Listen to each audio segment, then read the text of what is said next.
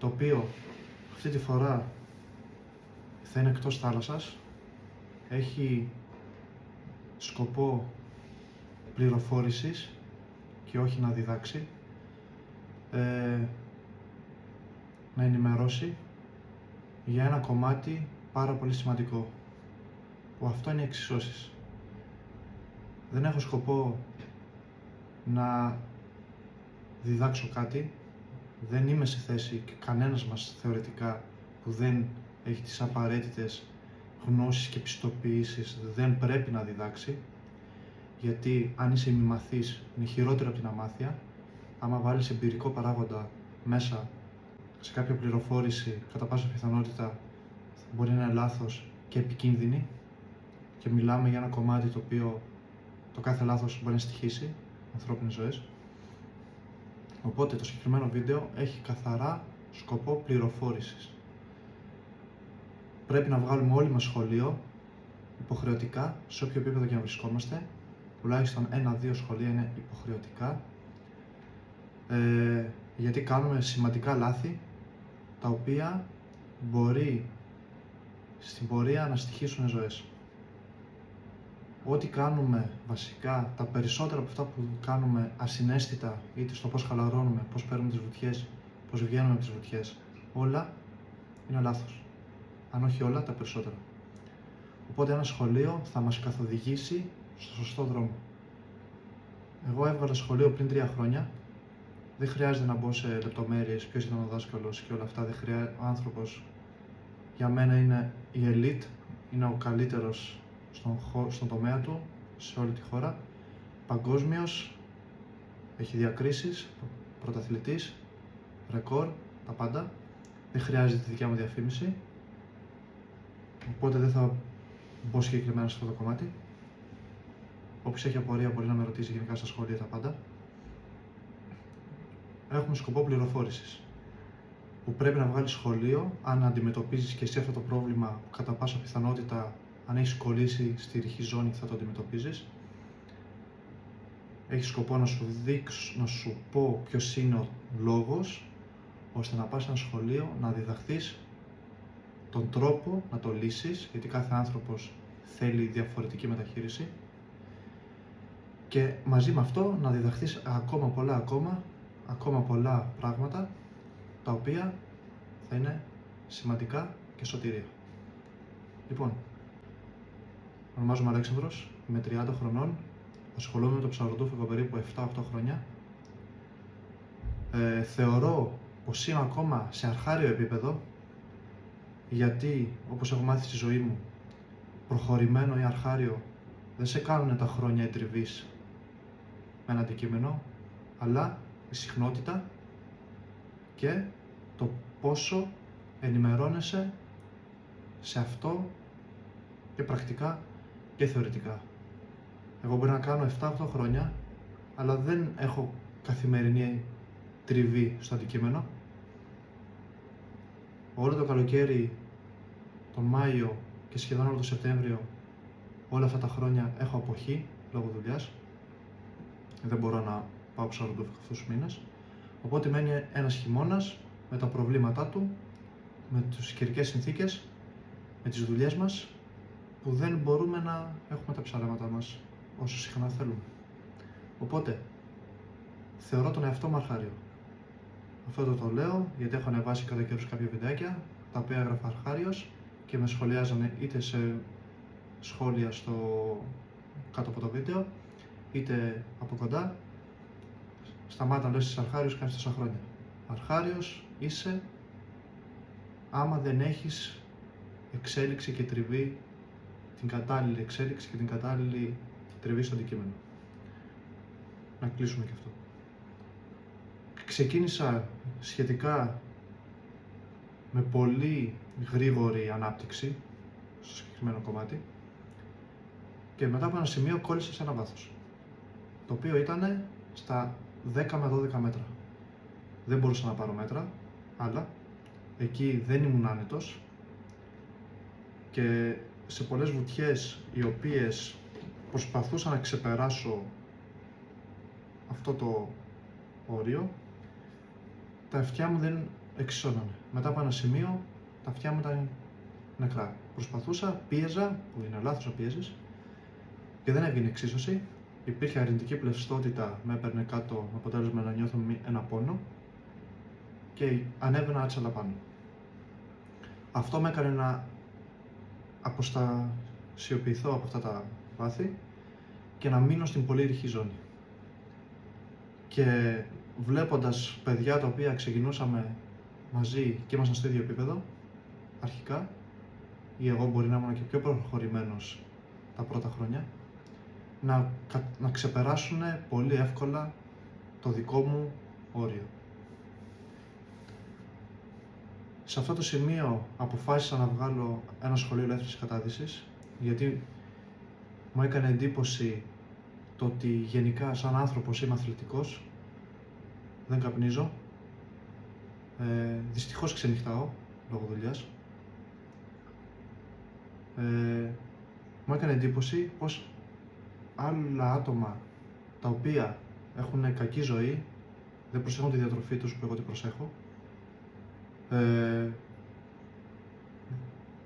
όπως είπα δεν γυμνάζονται, έχουν πολύ αυξημένο σωματικό βάρος και μπορούν και βουτάνε πολύ πιο βαθιά και πολύ πιο εύκολα από εμένα. Βγάζοντας το σχολείο, μπαίνουμε στο θέμα των εξισώσεων. Και εκεί αντιλαμβάνομαι το πρόβλημα. Το όριό μου, το φρένο μου βασικά. Δεν είναι όριο, είναι φρένο. Όταν μπήκαμε στην φάση να συζητήσουμε τις εξισώσεις, εγώ δεν πίστευα ότι υπάρχει η πιθανότητα να υπάρχει και το πρόβλημα. Άμα ρωτήσετε οποιονδήποτε γύρω σας που ψαρεύει, που κάνει ψαροτούφικο, που δεν μιλάμε τώρα για άτομα προχωρημένου επίπεδου που έχουν διδαχθεί τα πάντα, άτομα τα οποία καθημερινά βουτάνε, απλά. Και τους πεις, ή και εσένα να ρωτήσεις, ποια εξίσωση κάνεις, δεν θα σε κατανομάσει συνήθως, θα σου πει αυτή. Πιάνω τη μύτη και φυσάω αέρα στα αυτιά μου. Το θέμα είναι ότι οι δύο βασικές εξισώσεις που θα ασχοληθούμε, η Βαλσάβα και η Φρέντζελ, που μας απασχολούν βασικά, γίνονται και οι δύο με αυτόν τον τρόπο. Απλά η Φρέντζελ μπορεί να γίνει και χωρίς χέρι. Με αποτέλεσμα να νομίζουμε ότι είναι η ίδια, που δεν είναι. Η διαφορά τους είναι. Η Βαλσάβα γίνεται με το πνεύμονα, εκπνευστικά, πιάνεις μύτη και στέλνεις αέρα στα αυτιά σου με τον πνεύμονα. Το αρνητικό αυτής της εξίσωσης είναι, βασικά έχει πολλά αρνητικά. Ένα από αυτά είναι το ότι δεν μπορεί να γίνει μετά από ένα συγκεκριμένο βάθος. Δεν εξισώνει. Δεν μπορείς να εξισώσεις. Γιατί δέχεσαι συμπίεση, το πνεύμονά σου μικραίνει, δεν έχει τη δύναμη να στείλει αέρα στα αυτιά. Από την άλλη, σου καταναλώνει πολύ οξυγόνο, σου χαλάει τη χαλάρωση, την πλευστότητά σου, τα πάντα. Οπότε, ο λόγος που εγώ είχα φρενάρει είναι αυτή η εξίσωση. Η άλλη εξίσωση είναι η Φρέντζελ. Η Φρέντζελ γίνεται με τη γλώσσα, με το λαιμό. Με τον ίδιο τρόπο κλείνεις τη μύτη και χρησιμοποιείς τη γλώσσα, κλείνεις τη γλωτίδα σου πίσω και χρησιμοποιείς τη γλώσσα σαν έμβολο και στέλνει αυτή αέρα στα αυτιά για να εξισώσεις. Με αποτέλεσμα να μην υπάρχει καθόλου κίνηση στο διάφραγμα. Οπότε είναι η εξίσωση που θέλουμε, η εξίσωση που πρέπει να διδαχθούμε να την κάνουμε σωστά και θα μας πάει σε πιο βαθιά νερά, γιατί είναι πιο ασφαλές, μπορεί να γίνει από την επιφάνεια μέχρι όσα μέτρα μπορεί να κατέβει ένας άνθρωπος, είναι μικρή κίνηση, δεν καταναλώνει καθόλου, κάνει εξοικονόμηση ενέργειας και οξυγόνου, δεν καίμε πολύ. Μας πάει όσο βαθιά θέλουμε, είναι πολύ φιλική προς το τύμπανό μας. Βαλσάβα μπορεί να κάνει μέχρι και παρότραυμα. Είναι ο βασιλιάς, με λίγα λόγια. Οπότε, αυτό το βίντεο εγώ το ανεβάζω σαν προσωπικό challenge σαν το νέο χρόνο που μόλις μπήκαμε στο 26, έχω βάλει